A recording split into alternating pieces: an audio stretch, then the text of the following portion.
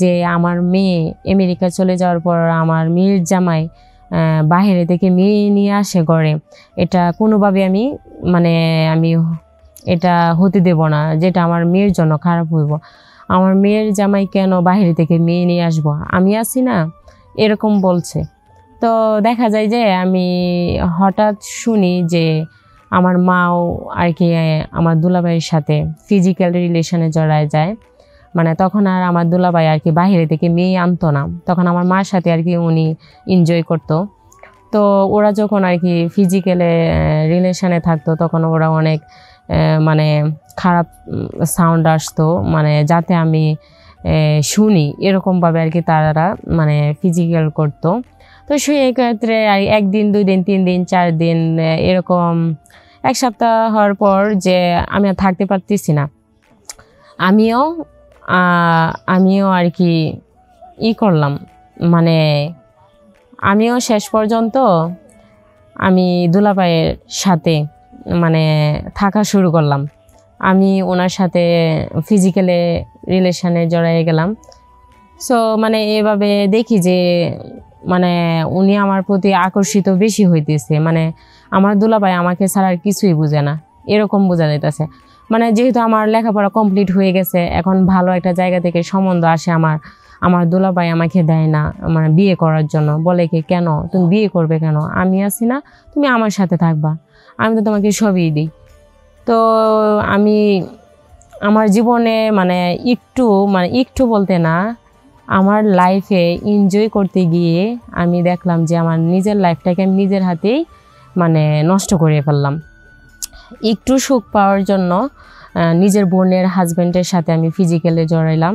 এখন আমার যে দিক থেকে ভালো একটা সম্বন্ধ আসে, উনি আমাকে ওই সম্বন্ধ বিয়ে করতে আমাকে দেয় না। সুপ্রিয় দর্শক বন্ধুরা, আমি মিতি, আমি আজকে আপনাদের সামনে আমার জীবন থেকে ঘটে যাওয়া একটা গল্প আপনাদের সাথে শেয়ার করতে যাচ্ছি। আশা করি আপনারা সবাই মনোযোগ সহকারে আমার গল্পটা শুনবেন। আমার নাম মিতি, আমার দেশের বাড়ি কুষ্টিয়া।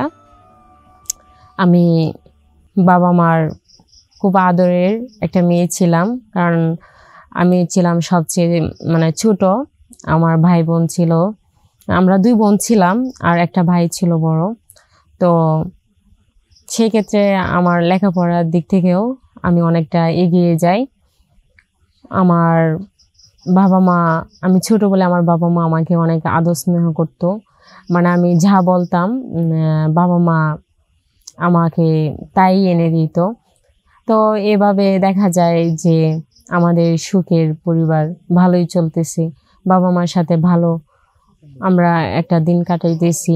তো হঠাৎ আমাদের মধ্যে দেখা যায় যে যে যে বাবা আমাদেরকে আমাদের লালন পালনে এতটা সহযোগিতা করত, আমাদেরকে আর্থিকভাবে অনেকভাবে সহযোগিতা করত।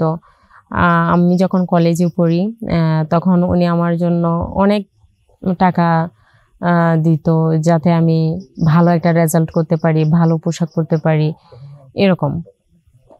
যে সেক্ষেত্রে দেখা যায় যে আমার বাবা যখন আমি ইন্টার কমপ্লিট করি, হঠাৎ উনি অসুস্থ হয়ে যায়।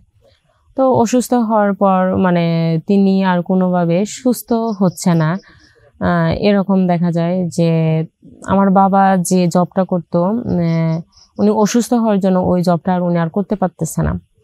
তখন আমার বাবার ফ্যামিলি থেকে আমার বড় চাচু আছে একজন, উনি আর কি আমার বাবার সাথে কথা বলে যে দেখ, তোর বড় মেয়ে তো ভার্সিটি কমপ্লিট করছে, তো তোর বড় মেয়ের জন্য একটা ভালো ছেলে দেখছি, তো ওর সাথে তোর বড় মেয়ের বিয়ে দিয়ে দে।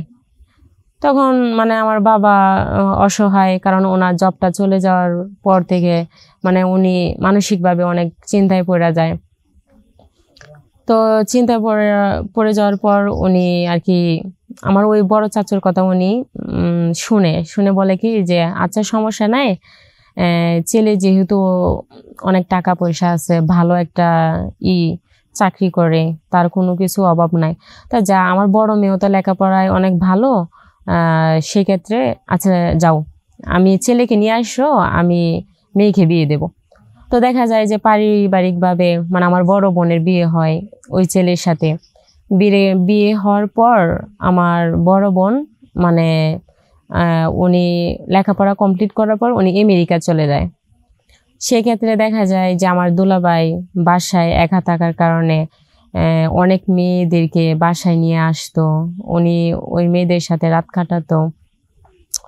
তো ওই ওই দিক থেকে বলা যায় যে ওই দৃষ্টিতে মানে আমার মা আর কি দুলাভাইয়ের এই কাজকর্মগুলা উনি আর কি খারাপ নজরে দেখতেছে, যে আমার মেয়ে আমেরিকা চলে যাওয়ার পর আমার মেয়ের জামাই বাহিরে থেকে মেয়ে নিয়ে আসে ঘরে, এটা কোনোভাবে আমি এটা হতে দেব না, যেটা আমার মেয়ের জন্য খারাপ হইব।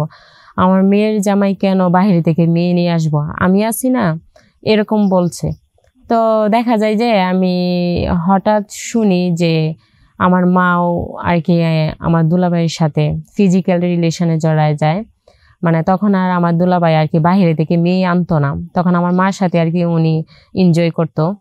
তো ওরা যখন আর কি ফিজিক্যালে রিলেশনে থাকতো তখন ওরা অনেক মানে খারাপ সাউন্ড আসতো, মানে যাতে আমি শুনি এরকমভাবে আর কি তারা মানে ফিজিক্যাল করতো। তো সেই ক্ষেত্রে একদিন 2 দিন 3 দিন 4 দিন এরকম 1 সপ্তাহ হওয়ার পর যে আমি আর থাকতে পারতেছি না, আমিও আর কি করলাম, মানে আমিও শেষ পর্যন্ত আমি দুলাভাইয়ের সাথে মানে থাকা শুরু করলাম। আমি ওনার সাথে ফিজিক্যালে রিলেশনে জড়াই গেলাম। সো মানে এভাবে দেখি যে মানে উনি আমার প্রতি আকর্ষিত বেশি হইতেছে, মানে আমার দুলাভাই আমাকে ছাড়া আর কিছুই বুঝে না, এরকম বোঝা যাইতেছে। মানে যেহেতু আমার লেখাপড়া কমপ্লিট হয়ে গেছে, এখন ভালো একটা জায়গা থেকে সম্বন্ধ আসে, আমার দুলাভাই আমাকে দেয় না মানে বিয়ে করার জন্য, বলে কি কেন তুমি বিয়ে করবে কেন, আমি আছি না, তুমি আমার সাথে থাকবা, আমি তো তোমাকে সবই দিই। তো আমি আমার জীবনে একটু বলতে না, আমার লাইফে এনজয় করতে গিয়ে আমি দেখলাম যে আমার নিজের লাইফটাকে আমি নিজের হাতেই মানে নষ্ট করে ফেললাম। একটু সুখ পাওয়ার জন্য নিজের বোনের হাজবেন্ডের সাথে আমি ফিজিক্যালি জড়াইলাম। এখন আমার যে দিক থেকে ভালো একটা সম্বন্ধ আসে, উনি আমাকে মানে ওই সম্বন্ধ মানে বিয়ে করতে আমাকে দেয় না, উনি সম্বন্ধ ভেঙে দেয়। তারপরে এভাবে দেখা যায় যে পাড়া প্রতিবেশী লোকেরাও সমালোচনা করে যে দুলাভাইয়ের সাথে আমার একটা সম্পর্ক আছে। তো সেক্ষেত্রে দেখা যায় যে আমার আর বিয়েও আর হয় না আমার দুলাভাইয়ের কারণে, কারণ উনি চায় যে ওনার মতো করে আমাকে বুক করুক, কিন্তু আমি চাই না, আমি তার লাইফ থেকে আমি চলে আসতে চাই। এখন আমি তার জীবন থেকে চলে আসছি অনেক দূরে, যাতে তার সাথে যাতে আমার কন্ট্যাক্ট না হয়। তো আমি এই গল্পের মধ্যে এটাই বুঝাইতে চাইছি যে আমার মতো কেউ এরকম লুপ করবা না, নিজের জীবনকে নিজের হাতে নষ্ট করবা না। আসসালামু আলাইকুম।